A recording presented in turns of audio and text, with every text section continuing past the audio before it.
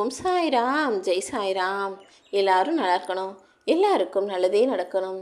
அன்பு குழந்தையே, வியாழக்கிழமை வருவதற்கு முன்பாகவே இந்த சாயப்பாவின் ஆசீர்வாதத்தை பெறுவதற்காக ஓடி வந்து விட்டாய் தானே? நிச்சயமா நாளைக்கு வியாழக்கிழமை நல்ல நாள்லையே உனக்காக நீ ஆசைப்பட்டது உன்னிடமே வந்து சேரும்படி ஒரு அற்புதமான அதிரடி மாற்றத்தை நிகழ்த்தத்தான் போகிறேன் என் செல்லமே. அதுவும் சட்டென்று பட்டென்று மின்னல் வேகத்தில் உனக்கான விருப்பம் நீ ஆசைப்பட்டது போல நிறைவேறப் போகுது. அந்த அதிசயத்தை நிகழ்த்துவதற்காக தான் இதை அவசரமாக கேட்க சொன்னேன். நீ என்னமோ எல்லார் மீதும் பாசம் வச்சுருக்க, அன்பு வச்சுருக்க, எல்லாரையும் அவ்வப்போது உன் மனசில் நினச்சி பார்க்குற.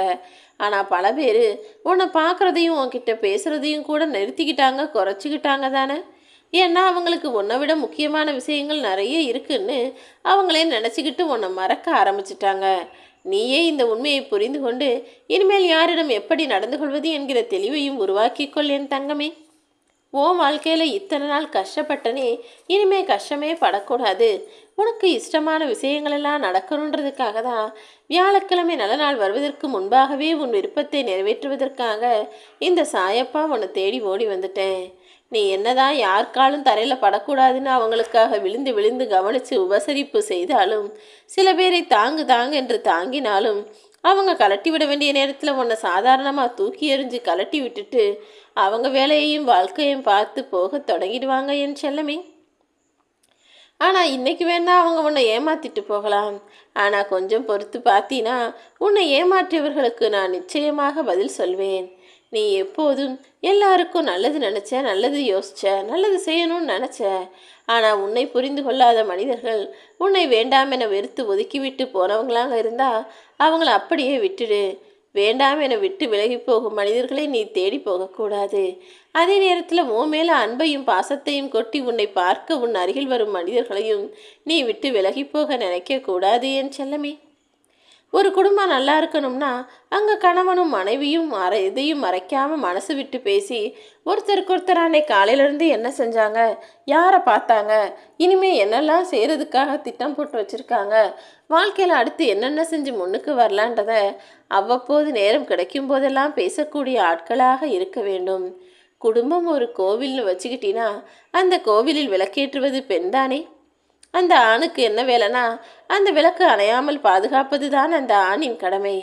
இப்படி குடும்பத்தை கோயிலாக வழிநடத்த வேண்டுமானால் ஆணும் பெண்ணும் ஒருவருக்கொருவர் விட்டு கொடுத்து அனுசரித்து போனாதானே அதை பார்த்து வளர்கிற பிள்ளைங்க அவங்க குடும்பத்தில் நாளைக்கு நிம்மதியாக சந்தோஷமாக ஒழுக்கமாக ஒத்துமையாக வாழ முடியும்.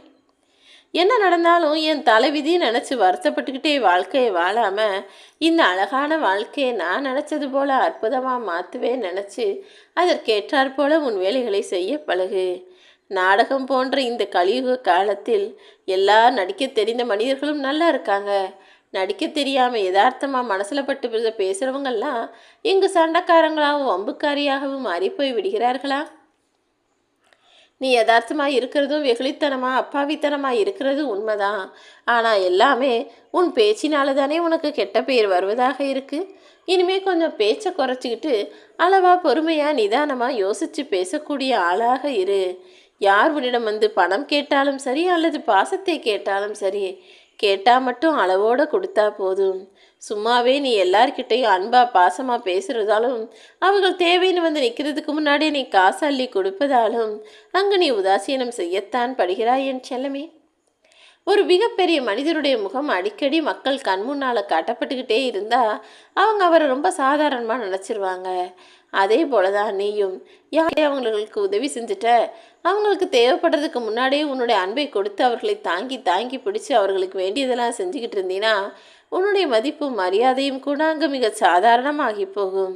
அதனால தான் சில நேரங்களில் சில பேரை பார்ப்பதும் அவர்களுக்கு எதையாவது செய்வதையும் அரிதாக வைத்து கொண்டால் எப்போதும் உன்னை போற்றி புகழ்ந்து பாதுகாப்பார்கள் அவர்கள்.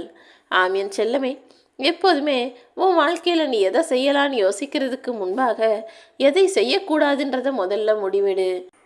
எது தவறுன்னு தெரிஞ்சிட்டா நீ சரியான விஷயங்களை சரியாக செய்து விடுவாய் தானே.